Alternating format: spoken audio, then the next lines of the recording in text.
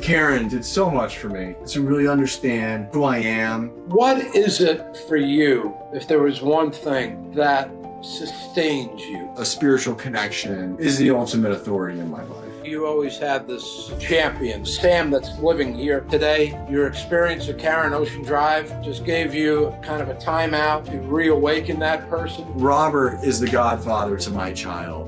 Robert at times can be a sounding board for my ideas as I am. The greatest contribution I've ever made to the world is my son.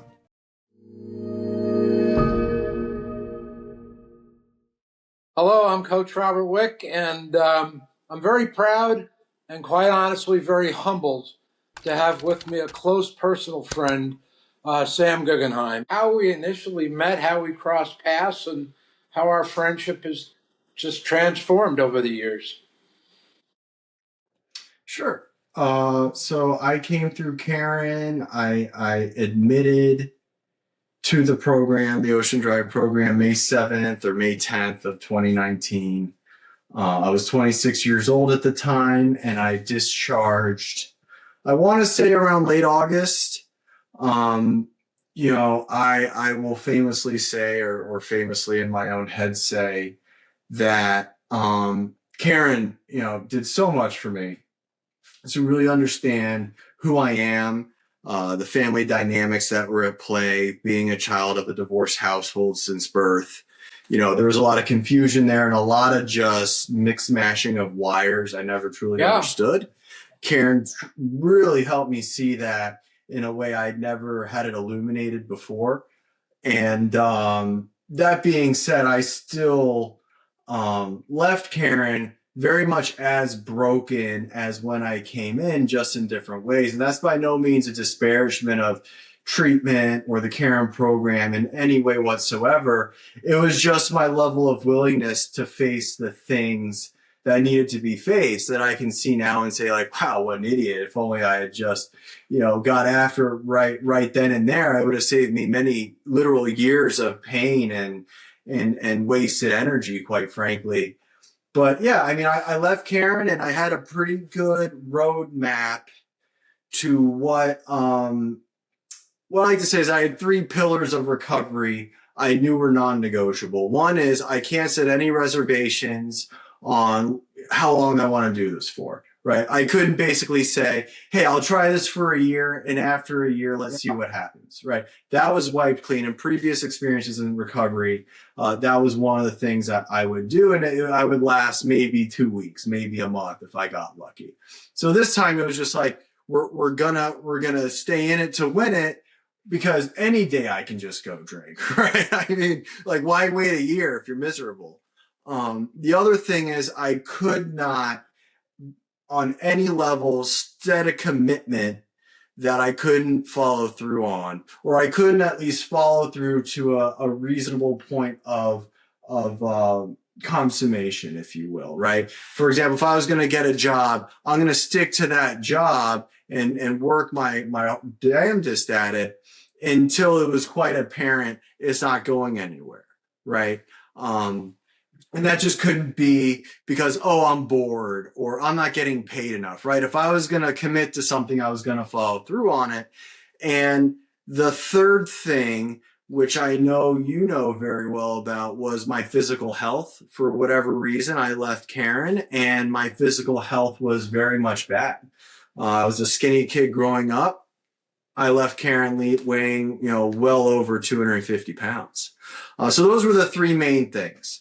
And with that, I was very closed-minded to anything else early on. The one thing I was open-minded enough to pursue were the fellowship opportunities, the aftercare programs of Karen provided, right? One of which was the alumni groups. And I attended it. Very, very, very frequently. I think every time there was a group or a gathering of Ocean Drive alumni, you would find me there in various states of anger, quite frankly. I remember. Of unhinged, just deranged lunacy. And I will remember this, and it is a very important part of my story before I talk about, my early interactions with you and all of that. Is there was a man and I don't think you would be bothered if I said his first name, Neil, who in my very first alumni meeting, there's members that are in person in the room, and then there's members who are on a screen video conferencing in. And I remember sitting on the couch. I was 1 week discharged, and I was more or less on my soapbox about how I've got it. Like, I've got a dog, I've got a therapist, I got you guys. I don't need anything else, especially any other fellowships that deal with, the issues I have. Like, I don't need those things, right? I don't need anything. The only kind of step I need is the one I walk up to get into my house, right?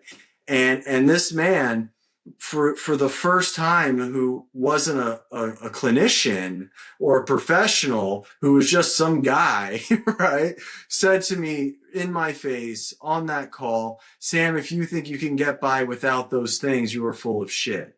And man, I was not happy. I was just, man, I have since thanked him profusely, but thanking him was not what came to mind after I heard that. But nevertheless, I stuck around, and very quickly, Robert, I very rarely call him Bob, I like calling him Robert, appeared to be just like this magnetic guy, right? Where everyone in the group wanted to be around him, wanted to hear some quip he was going to say, or, pick his brain. And I gravitated towards that. At first, I thought it was just because, well, he must have a lot of money, and he goes golfing with them all the time. So no wonder they suck up to him. But in reality, it's because of his personality, and it was because of his heart. Robert has truly one of the biggest hearts I've ever seen, in any human being, quite frankly. There were many moments early on where, without even making a conscious thought, I just found myself sitting next to him and talking to him.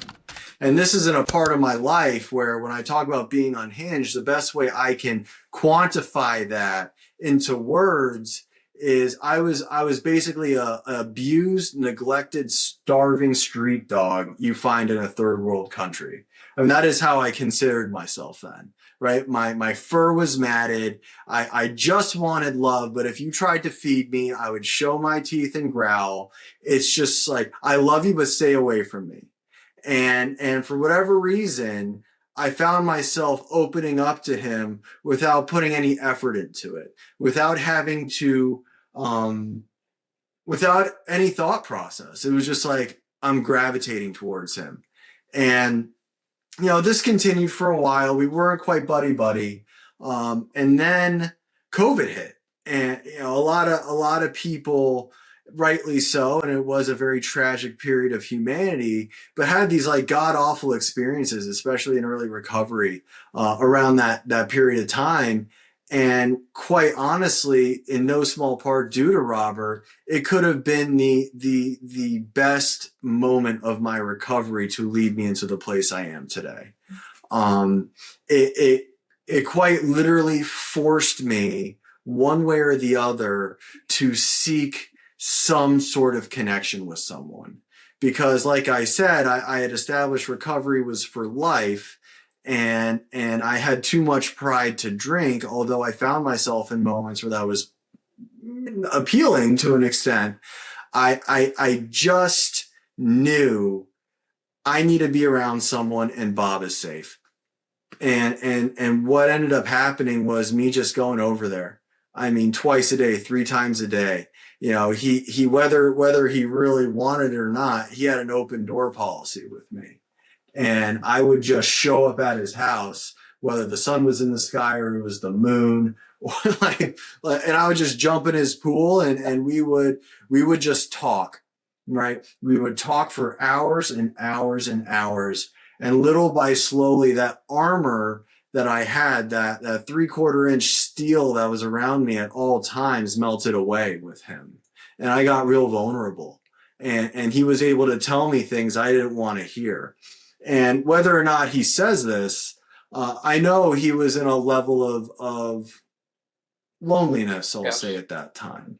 Robert was going through his own things in his own personal life. And I'll leave that to him to describe.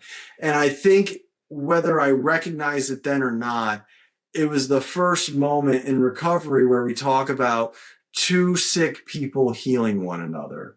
Right. And that was, truly a pivotal moment for me. I wouldn't exchange that moment of my life for anything.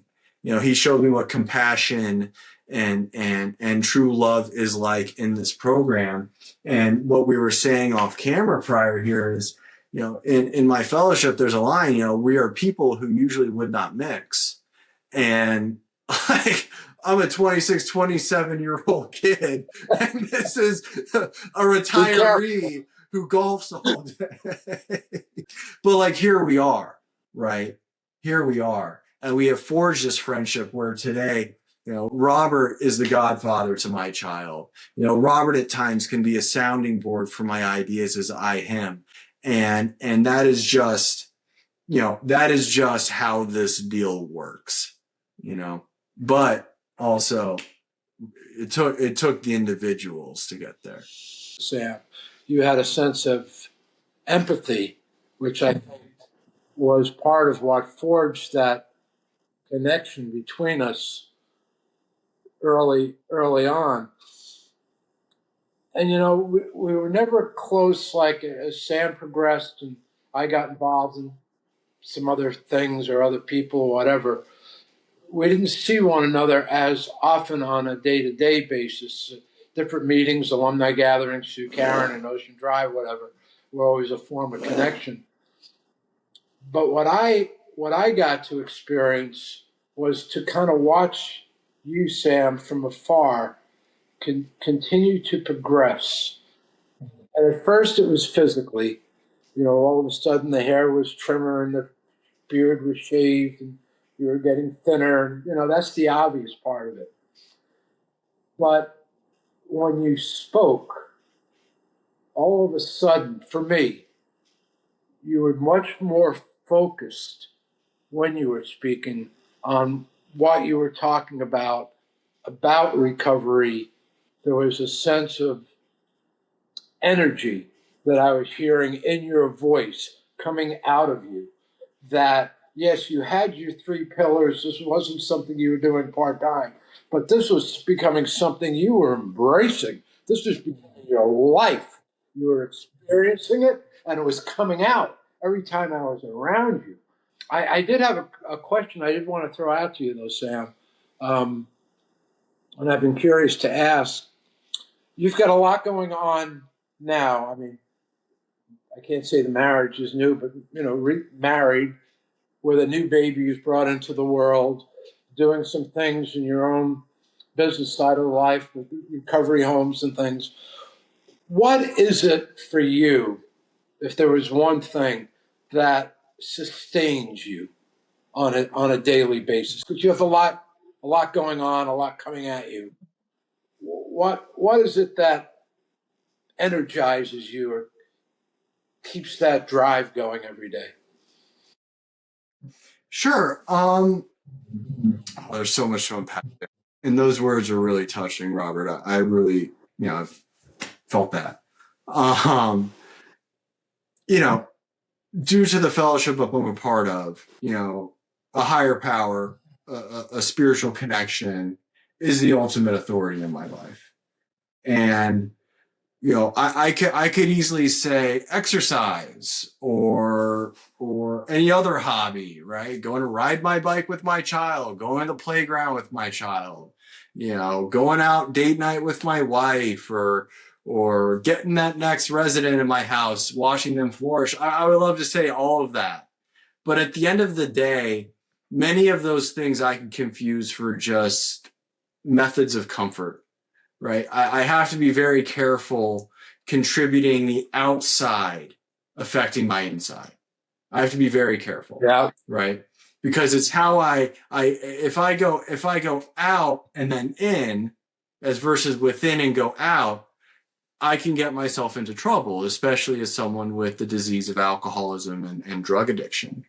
So, what I like to say on that matter is, I have a God of my understanding, and that God does not affect the blessings any more than he affects the calamity, right? If I start saying I'm in traffic and I'm running 15 minutes late to this business meeting, right? And I say, well, that's God teaching me a lesson, about being more responsible about leaving the house, knowing there could be traffic. Well, that's not exactly a God I can really completely surrender to. That's not a spiritual being that I can say, take everything, right? Take my life, take my kids, take my business, take everything and do with it as you please. If you might try and teach me a lesson, because what other lessons might you want to teach, right? No, I'm not a good father, God forbid. What does that mean about my son? It's a slippery slope when I think that way. Same thing with the blessings, right? What I like to say is, if I am truly seeking at all times, right, that means I am seeking that power to handle and negotiate the blessings as much as the hardships, right? And through doing that, I am neutral. Right? Some say the position of neutrality. So for me, when I wake up and go to sleep, it's not about, wow, I had a great day. Or I'm talking to people, wow, I had an awesome week. Or wow, I had a horrible week. It does me no service to think in those terms. For me, I've been pretty neutral today. I had that great moment. That's awesome. And God showed me how to cherish and be a good steward of it. And I've had that horrible moment, right? God, I got that phone call I didn't want to get. God, I was in traffic for 2 hours for a 30-minute, but that's okay because with God's power, I was able to navigate that. And I didn't honk and I wasn't disturbed. I didn't waste any energy thinking about running these people off the road, right? Like, no, I was okay. I was at peace, right? So when you talk about those things, it's really that. It all has to start with within. And if I do find myself, we were talking about exercise. If I'm going to the gym, right, for 3 hours in a day to be okay, what happens if there's a day I can't go to the gym, right? If I'm relying on my income and what I have to be okay, what happens when I don't have income and I have to start selling stuff? How spiritually fit am I then, right? But to what you were saying about my growth and how you start to see this change, it says quite plainly that others will start to see the change in us before we see it for ourselves, right? And for me, it wasn't necessarily that I was doing more or less. It's that I was disciplined about it, right? That initial discipline of not embarking on something unless I am fully ready to see it through, success or failure. In many cases, that can be a curse as much as it's a blessing, right? Getting that new job, well, it may not work out, so I'm going to be disciplined and not do that, right? Well, okay, that's not, you got to take risks sometimes, right? Life doesn't just start lighting off sparklers and fireworks and welcomes us into the world because we're sober, right? It's not like I'm having a really bad day and the cop who just pulled me over is like, it's okay. You got 6 years sober. Go on your way. It's no, right? Things still happen, right? It's about the disciplined approach we take going into it and not giving up before the miracles happen. And nothing was more true to me for that than the whole health journey I've been on. I didn't start becoming healthy because I had some sort of crazy scan or this blood test that said you're going to die in a month if you don't start eating broccoli. No, it was just, I feel unhealthy and I want to fix that. So I committed to it. I was disciplined about it, right? I started eating cleaner. I started easing into exercise. I was fortunate enough to hire a trainer that taught me proper nutrition. And to be honest, for the first 3 weeks, I didn't really see any results. I didn't see anything. I'm like, what the heck? I'm putting all this work into it. Like it's my money. I want it now. Where are the results? And none. But I stuck through it. And I didn't, you were talking about the voice in your mind. I wasn't listening to that was saying, dude, like you've been working at it for so long, you deserve that big gulp of regular Coke. or go to Shake Shack and indulge. Like, no, I said, okay, I'm on this mission. Let me see it through. Let's see, right? Let's see through. What's 6 months? What's a year of discipline towards this out of my life? If I do end up better.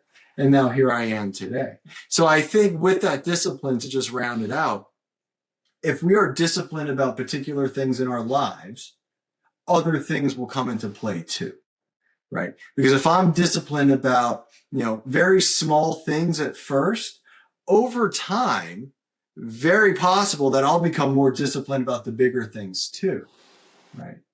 So that's kind of where I find myself. And it's not perfect. I don't do this perfectly. I ate like a pig last night, right? But that's okay because I accept it. Tomorrow's a new day. I get to enjoy myself. Life's no fun if we can't have it, right? But it's about being disciplined, understanding that this isn't every day.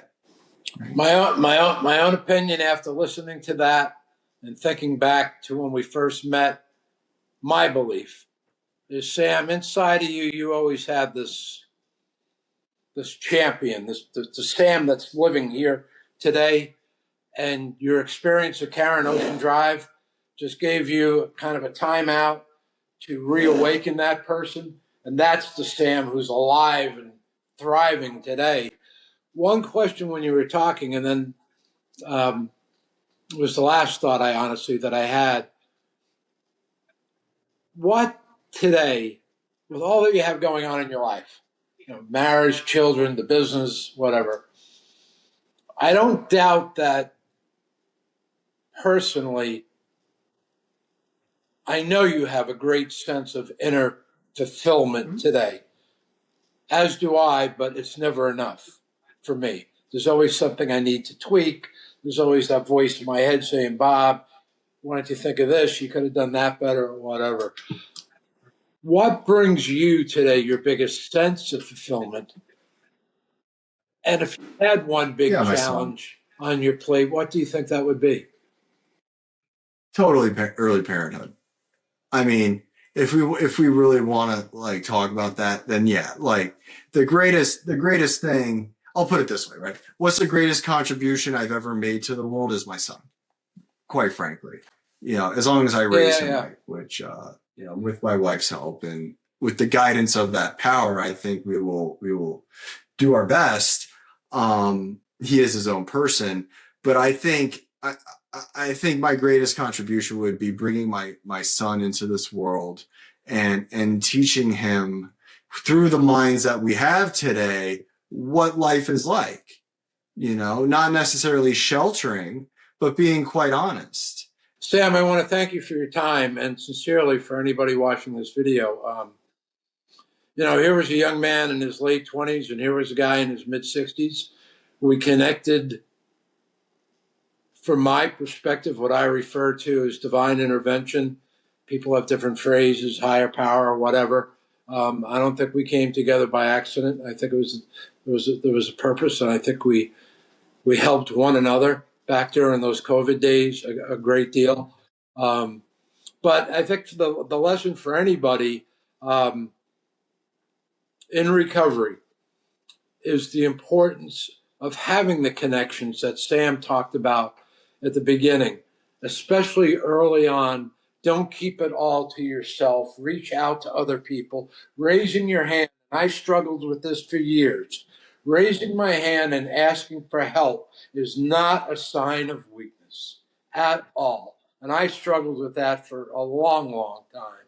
And now today, when I struggle with things, and I do, I now have someone in my life. I'm engaged at the tender age of 72, but I can say, yeah, I need some help. I need your perspective on this. I'm not quite getting it. So the importance of just having those relationships is life-changing.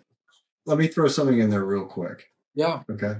You talked about the fear of raising the hand and asking for help, right? I firmly believe in the sense that, in recovery, the person who helps the person who's asking for help comes away with so much more than the person that raises their hand. When I have a guy calling me who's in trouble, And he's like, oh, I didn't want to call. I didn't want to be a bother. Oh, it's like, why do you want to take that from me? Right. So I'll actually go a step further and say, if you have something that, someone can help you with and you don't raise your hand, that's a very selfish act, right? Because on one end, you're not asking for the help and you're not thinking of how someone else can help you, right? You're just thinking of yourself, or I'm just thinking of me in those moments. But you're also depriving the person on the other end of the phone the opportunity to help you, which, quite frankly, we get so much more out of helping others. That is so true. Sam, again, thank you, my friend. Thank you.